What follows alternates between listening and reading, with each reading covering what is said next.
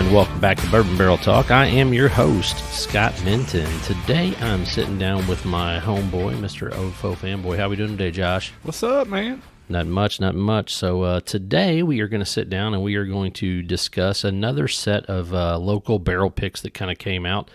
These are Wilderness Trail store picks, and I believe they came out through the KBC, which is one of the local Kentucky and bourbon clubs. And they were sold at Red Castle Liquors, which is I don't know if you've ever seen Amin's name on the different chat groups, but that's his awesome establishment out there. I think it's off of First Street down there near St. Catherine. So let me ask you a question, because you just brought up something that I don't have an answer for you here. But how many bourbon clubs are you a part of? You referenced KBC. I'm, familiar with a couple of the Louisville-based ones, but not that one. So how many of these Facebook groups are you actually in? Oh God, I'm going to say probably 15 to 20. 15 to 20. Yeah, a lot of them are just like pick clubs, like where they just do special store picks. Like their stuff. Tri-State Bourbon Aficionados. They're out of like Cincinnati, Ohio, Northern Kentucky, Indiana, like that little corner. That's why it's called Tri-State. Then there's KBC. Then there's BBT. I mean, there's just a bunch of them. Big Four Bourbon. You think these are pretty much all over the U.S.? Absolutely. Absolutely, yeah. So I saw a couple of bourbon groups that I was talking with someone about getting a barrel pick, and they said that the only people that had done them in a certain state for a friend of mine at that time when I was asking, we were talking about Oklahoma, was a couple of, just bourbon clubs that bought an entire barrel and had them all put together, and they went through a certain store. So there's bourbon clubs everywhere. Gotcha. I recently saw one of those single barrel kind of pick clubs that they wanted you to pay $40 or $50 in to be. I think it was an annual. Maybe that's okay. Membership dues. Yeah, I didn't join, but interesting. I really thought about it, and after their first bottle single barrel came out, I said, "Damn, I wish I would have done that," but it was too late at that point. Gotcha. No, absolutely, 100%. So what are we going to talk about today? So today we're going to talk about these two different Wilderness Trail picks. One is their high rye bourbon, and it's 116 proof, and then their straight rye whiskey, which is 110 proof. So both of these were barrel strength. They were picked out. They've got specific mash bills and yeast strains. So the yeast strain is something that I'm always intrigued about with Wilderness Trail, because that's how they actually started in the business, was through Firm Solutions. When I met with Pat Heiss and Shane, when we went out to do the interview with them originally, that's basically how they got started. They started out as a company that helped other distilleries hold their yeast strains. So basically they housed their yeast strains, kept them in collaborative order, and then they'd also help like say Old Forester or Bourbon or Buffalo Trace, or one of them wanted to like look for a yeast strain out of one of their old mash tunes or things like that. They would go in and scrape that wood or that vial or whatever, and try to find the mash strain, the mash bill, or actually, sorry, the yeast strain from that bottle, and try to revitalize it and then bring it back to a live living yeast that they could use today to redo their bourbons with. So these guys are scientists. Absolutely, yeah. Pat's a chemical engineer, scientist person, and then Shane, I can't remember exactly what Shane does, but it's something along that lines. But they decided they were going to start Wilderness Trace because they're like, heck, if we can do all this stuff with bourbon, we can surely make a good product. Did you talk to them about viscosity at all when you were with them? I don't know if I did or didn't. I'm sitting here looking at this Glencairn from the rye whiskey that I have, and I took a drink of it about 10 minutes ago. And this thing is just hanging all over that glass. The Glencairn's it's got whiskey that's just hanging all over the edges of it. And it's been a solid 10 minutes since I poured or took a drink. Yeah. So I was speaking of chemical engineers and people that worry about, that kind of stuff. I thought I'd ask you if it was very viscousy. Yep. So, I would say yes, they do have some very viscous bottles. But I don't know if they're very viscousy or whatever you're saying. I'm just joking, because Toby always liked to make fun of you for being viscousy. Absolutely. So let's try this bourbon first. It's a 5-year, 6-month-old bourbon. It's got a Kelvin Char number 4, and it has the yeast strain of Firm Pro 1. So, what's the mash bill on it? if I remember correctly, and I'm going off memory when we actually met with them, I want to say it's like 68 or 60, 24, 12 or something like that. It's whatever adds up, but it's like something 24 and then 12. So what? So it's a no wheat. It's a non-wheater. It's all Yes, corn, rye, and barley. Yep. And malted barley. Yep. Okay. So, and then their wheated is the exact opposite. It's whatever 24 wheat and then 12 malted barley. But so you're not making me drink any wheat today? no wheats today. Just rye, just like you like it. Just like I like it. All right. Well, go ahead, take a sip. Tell me what you think. The nose on it is very interesting, and we fresh crack on this bottle today. So I took a sniff of the Glencairn right after I poured it. Been open 10, 12 Oh yeah, minutes absolutely. right now. This is a fresh crack. And it changed over that 10 minutes or so. It was really freaking sweet just at the first pour. You could really smell that high corn whiskey in there. And it's evolved a little bit here over the last 10 or 15 minutes. And it doesn't have a real high corn, like sweet taste. I mean, you get a little bit of that corn, but man, that rye pops. It really fills up your mouth, like the front part of your tongue, the inside part of your lip. But it's got a really nice spice. You do get some vanilla and caramel out of it, but it's definitely got a heavy bite to it, you know. I would agree with you. It's got that, you're going to feel that thing going down your esophagus, and it's a long finish. Yeah, it's a good long finish. Yeah, it's definitely a Kentucky hug. When I tried this, because I actually tried it before I bought the bottle, and I was like, wow, this is one of the, I really enjoy this one. Now, I will say I enjoyed the rye even more, but I did enjoy this. But yeah, I mean, even a fresh crack. Now, the bottle I tried was already well past the neck, and it had some air to it for a few days because I think he had gotten them in about a week earlier from the time that I picked up these bottles. But I wanted to do a fresh crack with you on these and let you try them today, and we'd talk about them. So this is my second go at Wilderness Trail.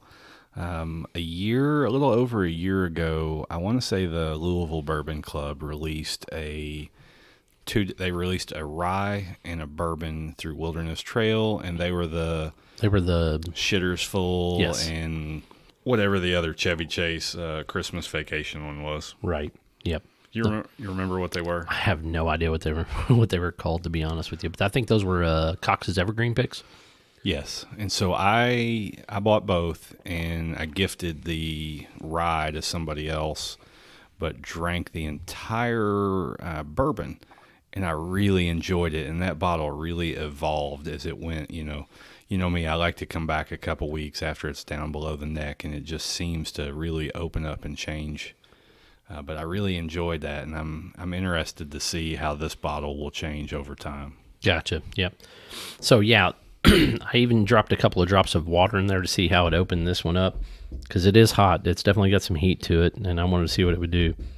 So the nose opens up quite a bit on this thing once you get just a couple of drops of water in it. You like it the first time? Oh my goodness, that's just totally different, you know. And I think you'll actually like it better because it really, really brings out that heavy rye flavor. I just dropped a few drops in it. We'll see if that's enough to change it or alter it. So, have you had much Wilderness Trail before today?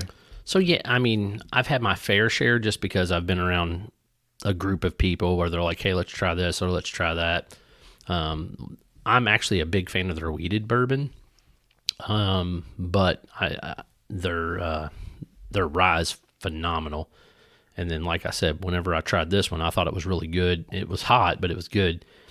But with a couple of drops of water, it really, really kind of pulls out that rye flavor. It gives you that spicy, heavy flavor in that side, and more of those earthy tones. A couple drops of water really just chilled it out too. Amazingly different. No Kentucky hug the second time around there. No, absolutely not. And maybe the first one just cleaned out my esophagus and burned everything off. Well, listen, we didn't start light. We didn't go to your 90 proofs to begin with. We maybe should have tried the rye first because it was only 110, but I don't know that 110 and 116 is really that big of a difference. My palate's not going to know the difference, Scott. It's not that refined, but a very enjoyable pour. Pretty neat that you were able to pick these up, and It says it's a family reserve. I guess I'll have to do a little research and see what family reserve is on there. I think that just is listed to their single barrel products. Oh, okay. So they have a family reserve single barrel program where you can get invited to come buy some of their single barrel bottles when they have them there at the distillery. Right. Okay. So I think that's what that has to do with. So you've been to the distillery. I didn't go with you when you went, but you had a really enjoyable time there. Absolutely. So I went out there, and that was one of the episodes where my neighbor Dan joined me. And it's so new. But it's super clean, very more of a sterile environment. The barrels they still look kind of new. It's not like that, when you walk through history, of Buffalo Trace, and when you walk through, some of those older distilleries, Heaven Hill, you can kind of see the funk everywhere, right? Because it's been sitting there for, decades and decades. Whereas when you go to Wilderness Trail, everything's fairly new. I mean, it's all, 5, 6, 7, 8 years old. So how's it compare to Wild Turkey? Because I keep wanting to say Wild Turkey with the WT on it there. And Wild Turkey is a very mass-produced place. Obviously, their warehouse or rick houses look old, and I think some of them are, but Wild Turkey is a very industrial-style facility. Yeah, absolutely. I would say that like I said, to me, it's just very sterile there in some capacity. I mean, it's a beautiful campus. It sits right in the hills of Danville, but the rick houses are, they're black. They're perfectly clean. Like, you can tell that they really, really care for every single aspect of what you see when you go on a tour there. Even the little like tasting barn that they have that kind of sits out there. When I went, it was like kind of at the height of COVID. So they took us through and kind of walked us. Everybody had to have their mask on and stand so far apart and everything else. But they moved the actual tasting bar outside. So you had to like stand outside, and then they came and handed you little tasters and tasted, and then they walked you through each one of those flavors and let you kind of taste it that way. And we tried, I guess, 6, 7 things that day. And I was like, oh, this is pretty good stuff. And I was actually kind of surprised because I think they have like it was either a vodka or a gin or a rum or something that was there. And I was like, oh, well, actually not bad, but it tasted more like bourbon than your typical one of those would taste typically. So I really like this with, I actually took a small water bottle cap and filled it with, half water and dropped it in there. And it was a fairly good size, healthy pour in the Glencairn.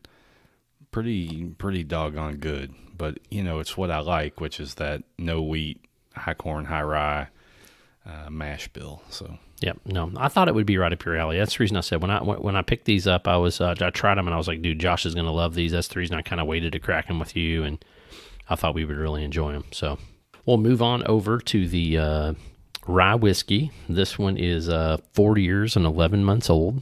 This one is in a Canton No. 4 char. And it also is using the Firm Pro 1 yeast strain. So that's really interesting. I mean, when we spent a lot of time talking with Tyler up at Old Forester, we kept harping on the fact that everything was the exact same yeast. And mash bill. Yeast and mash bill, that they didn't change anything, but their expressions are all so different. I mean, obviously rye is a different mash bill than the bourbon, but he kept focusing on everything was the exact same yeast, the exact same mash bill, and it's all about how it's where it's pulled from, how that expression tastes, just a variety of things and the difference. So you've already referenced now a mash bill and yeast strain here differently. So yep. So if I remember correctly, their high rye mash bill is like 62% rye, and then there's so much of corn, and then so much of malted barley. So it's not as high as your like 95.5s, your old school MGPs or things to that nature. But do you like the 95.5? Absolutely, it's one of my favorites. What's I keep trying to figure out which one was the 95.5 MGP. Are there any that I would be familiar with? So almost all MGP ryes that come out of there are almost all that famous old school Larry Abersole 95.5 rye. The Nulu Double Barrel 69 pick, that was a 95.5 rye. Most of your Nashville Barrel Company picks are going to be 95.5 ryes. Did New Riff, are they using a 95.5? I'm not 100% certain if Jay and them are using a 95.5 or not, but my thing is they're using their own rye. Like they source their own rye, and then they have that fog rye, which makes that Balboa, and then they've got a couple of other things that they do a little bit different there at New Riff. I just recalled from our visit, I guess, which has been over a year ago now. I know it seems crazy. Seems crazy, but COVID drug the hell out. So I think a year ago we had talked, and there was quite a bit of discussion about, was it Larry Abersold and the influence he had on New Riff right. with their production. And really he's had that influence on a number of distillers. Yeah, I think that's the case. I mean, when you got somebody that works for basically Seagram's, MGP, whatever you want to call it at that point, and I think he was there like 40-something years distilling. And he still had a liver? Yeah, I mean, we're only 20 years in. I guess we'll still have a liver in 20 years. I guess. I mean, wow. I mean, that's awesome. Well, all right, so I took a nose on this thing, and I thought the bourbon had a pretty sweet nose, but this one is phenomenal with kind of, you just pick up lots of, I know it's, rye and corn in there, but really just high sweet smell. It's very sweet. It's got some of those caramel notes, things like that, but I also get a lot of like floral notes, like honeysuckle. Dude, you're pulling out some weird crap here. I'd have to have some honeysuckle right here with me to be able to say that. All right, so you never lived near a field like where that wild honeysuckle grew? I grew up across from a cornfield. So maybe in the side of the cornfield. I mean, obviously you never walked like the corn fence line or... Well, no, we ran through the cornfield and did really stupid crap, got lost in a cornfield. But you never came across like a big patch of honeysuckle or anything like that? If I did, it wasn't memorable. Gotcha. So it's got a very distinct smell to me. It's kind of not quite honey, but kind of like honey, but it's very floral on top of that. So you get a little bit of that honey smell, but it's okay, I could pick up, but I might have called it a honey citrus of some sorts. It's got a pop to it. Yeah.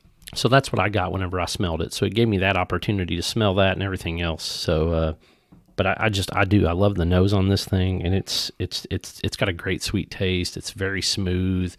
I mean, it has almost no bite for a 110. If what I drank is going to taste anything like what's in this bottle, like I said, what I tasted the first time was about probably halfway empty on that bottle.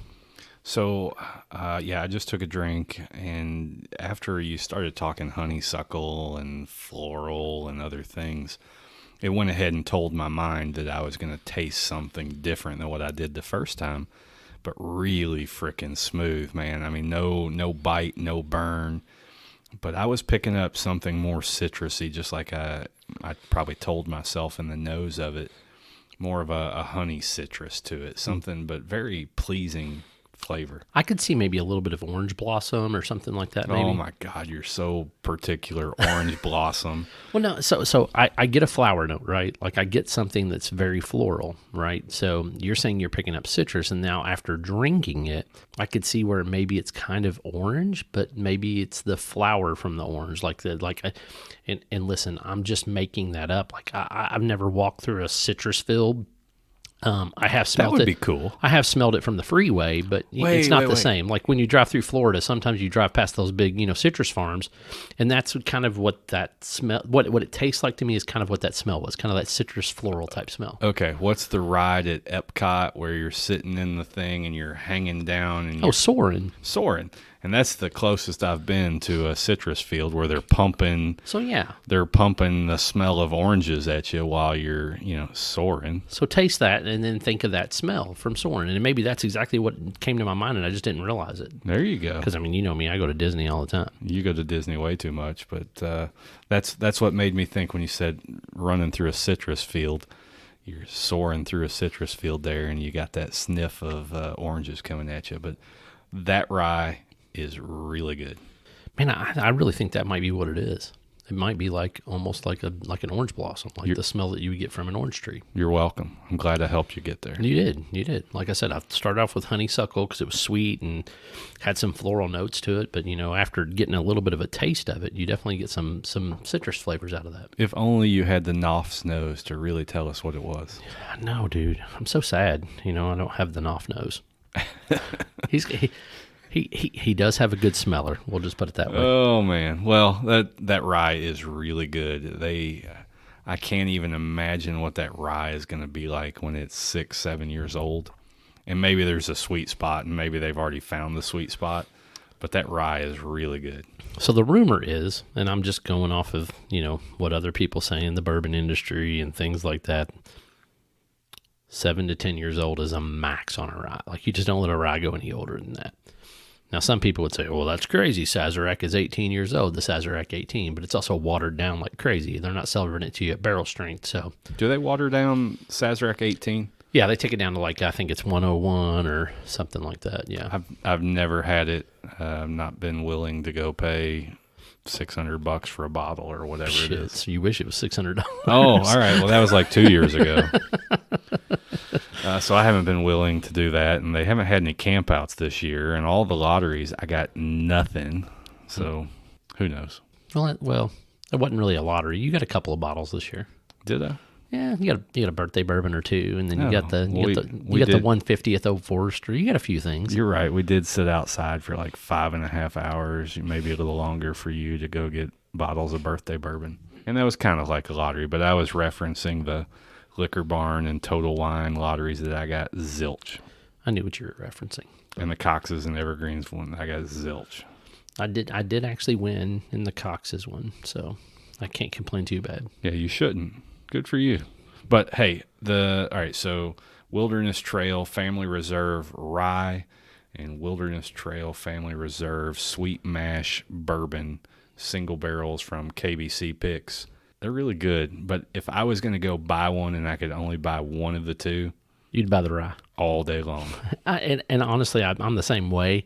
But after trying the bourbon, I just was like, wow, that's really good. But it definitely had some heat to it, and that's the one thing. But excuse me, you know me, I love that high burn, that high proof barrel strength stuff, and for 116, it's got some pop to it. That's for damn sure. But this rye is it's so good. Like every single time that I drink this, I went back to that bottle like 2 or 3 times while I was sitting there talking to Amin while we were sitting in the liquor store, and he's like, "You like that one, huh?" I'm like, "Oh yeah, it's real good." So you just kept taking samples? Oh, absolutely taking samples. But it's funny because I've talked to Amin online, but I'd never met him in person. So it was one of those things where it was kind of almost like an introduction. We were sitting down, we were talking business, we were talking a little of this, a little of that, talking about bourbon. He also brought out the new Woodford bottle, the very fine rare, whatever. Yeah, the one that has the 16 on it, but it's not 16 years old. It's maybe 17 years old. Oh, it's not even that. It's like a variety, isn't it? It's a variety blend of different stuff.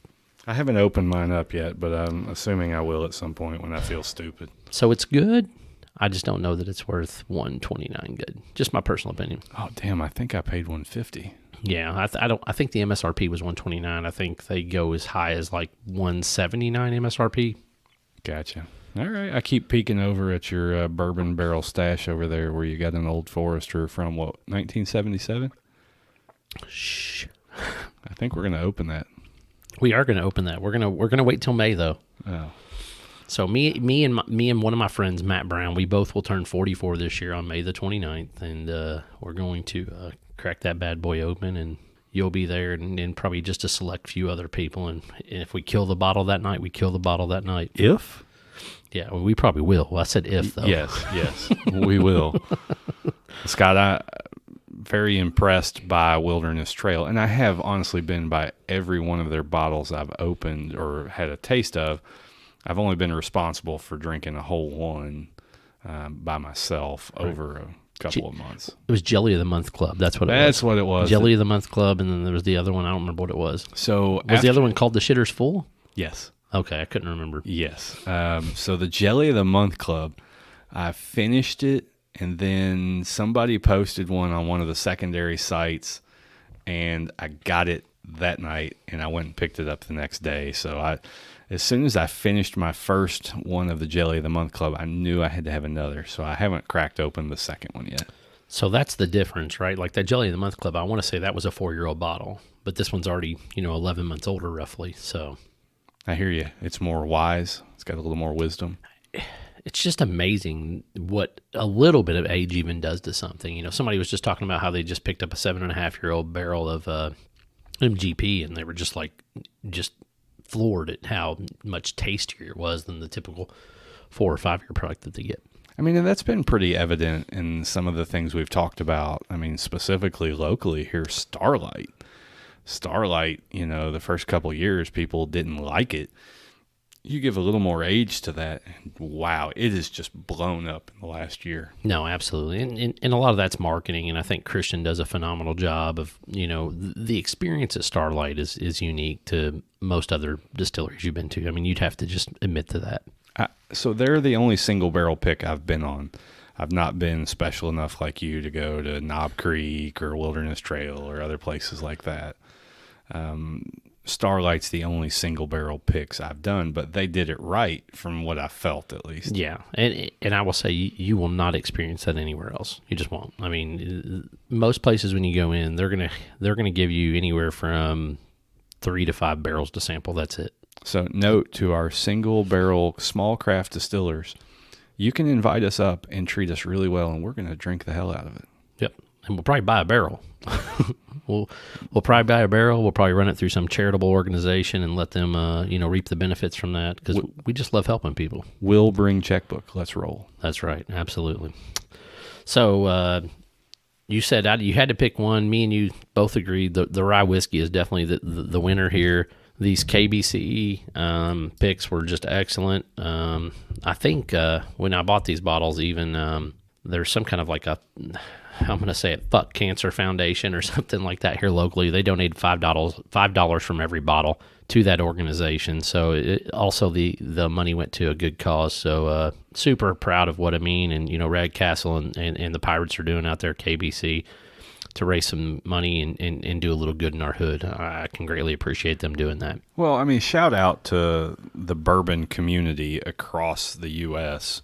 for doing good things with bourbon, single barrels, raffles, whatever it is. I know we've been a part of a few here and there, but you look at the LBC and the thousands and thousands of dollars they raised last year on events, and it sounds like KBC is doing the same thing. I mean, that's just awesome. It's money coming out of bourbon connoisseurs' pockets and going to do good. No, absolutely. And that's what I said. I've been saying from the very beginning that the bourbon community is very giving. They're very good, wonderful people. And there's nothing like doing a little good with something that you love. And we all love bourbon, and we all love helping the community. So, and today we love rye whiskey. Absolutely. So if you're going to head up to Red Castle Liquors. I believe they're there on, like I said, I think they're on First Street somewhere near St. Catherine. It's about a block away from St. Catherine. If you you're heading towards U of L, go in, see Amin, tell him, hey, Scott from Bourbon Barrel Talk sent you. You need to pick up a couple of these Wilderness Trail picks. If you only have enough money to buy one, grab the rye. That's my choice, and I think Josh agreed, but you can always pick up the rye whiskey if you want to as well. Or I'm sorry, the bourbon rye, high rye bourbon. So this is, if you want to reach us at Bourbon Barrel Talk, you can find us at bourbonbarreltalk@gmail.com as a way to email us. You can find our website, www.bourbonbarreltalk.com. We're on Facebook, Instagram, the Twitter. We're all over the place. So don't forget to hit the subscribe button. Make sure you share an episode. Just put it on your Facebook page and just say, hey, these are dudes I love to listen to, and let the other people in your friends and family groups, listen to us and enjoy the same thing that you're enjoying. Big shout out to our fans out in Australia and other parts of the country, or I guess the world, I should say. Thanks for listening, and this is Scott and Josh signing off.